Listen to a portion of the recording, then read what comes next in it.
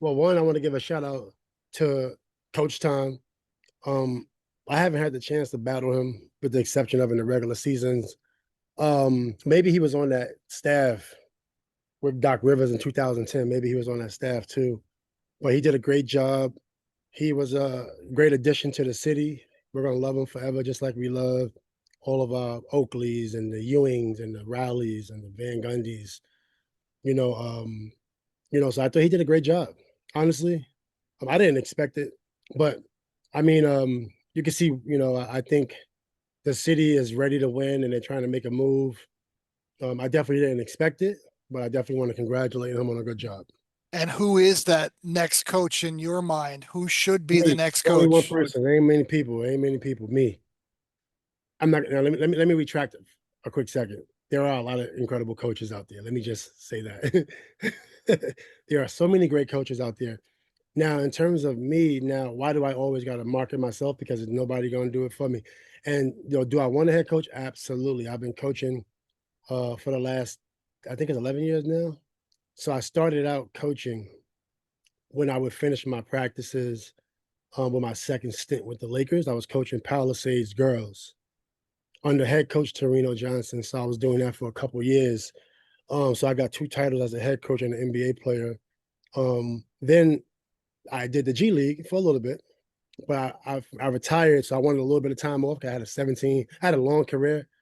I was like balls to the wall, so I wanted some time to retire. So I didn't quite get right into coaching. Um, and I wanted to spend time with my family, so I did that. But at the same time, I was coaching Cal State LA women's basketball, where we took that team to the NCAA tournament 2 years in a row. They haven't been to the tournament in years, 20 plus years. I'm still there right now.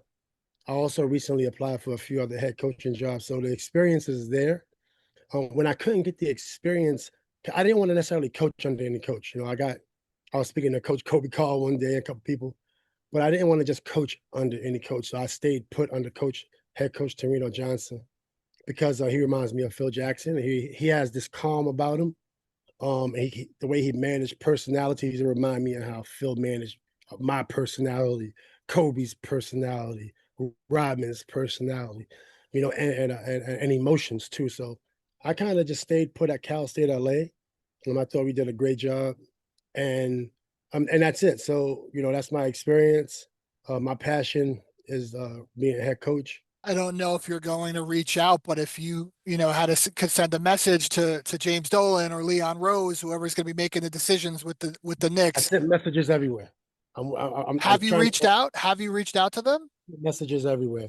I sent messages everywhere. And now keep in mind, I love the Knicks, and whoever they pick, like good luck to them.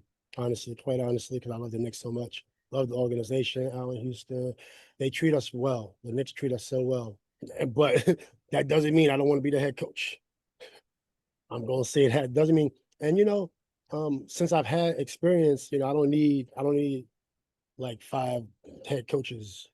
I don't need all that. I got people that we want. I got dogs ready.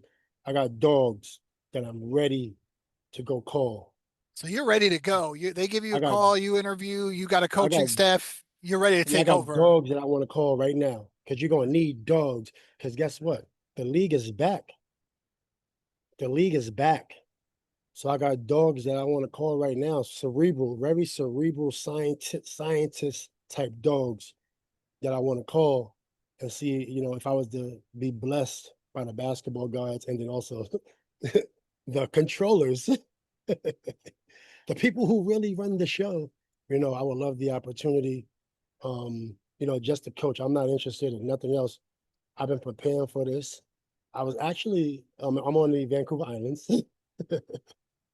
So I'm on the Vancouver Islands, and I was at a small town coffee shop, and I just saw a flash, and I was like, oh, I didn't want to tweet too fast because I didn't want it to be not like fake news. But apparently it wasn't fake news. So I said, let me get home, because I don't have an agent. I don't have representation. I got my own agency. This company is my agency out of Hong Kong. I got an agency in America. But if I had to sign it over, I would. My team is ready. My CEO is the former CEO of Boost Mobile. We currently have 40 companies under management, and I'm ready to sign. I got a great CEO, so I won't have any burden, and I'll be ready to go. I got a lot, and not only do I have experience coaching, I have experience running a company. I got experience working with institutions and different things. So what I've done over the last 10 years put me in position, you know. I wasn't in this, when I came out of St. John's, I was straight out of Queensbridge. I couldn't talk. I couldn't communicate. This is a different now. And this is someone who's been training to head coach.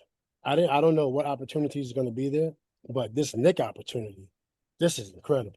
One more time, why should the Knicks give you a call if people aren't taking this seriously? One more, chance. Make the case why Coach Metta is the next Coach Prime. Well, I played for some of the best coaches in the world to start. Um, Coach Phil Jackson, Rick Carlisle, Rick Adelman, and I was the anchor of the defense. And in most cases, I was the anchor of the offense. I was a go-to guy, an actual go-to player, and an actual go-to defender. That's a big case. A lot of experience, and then 17 years playing. You can look at the accolades, and you can look at somebody that's been preparing, not just waiting and sitting here. You're talking about someone that put in the work with 6 a.m. practices, women, by the way, coaching women, right? Putting in the work, getting ready for the moment. So when you talk about people not serious, I'm a serious guy. I changed my name to Metta, I turned Buddhist. But when you talk about serious, you name somebody more serious.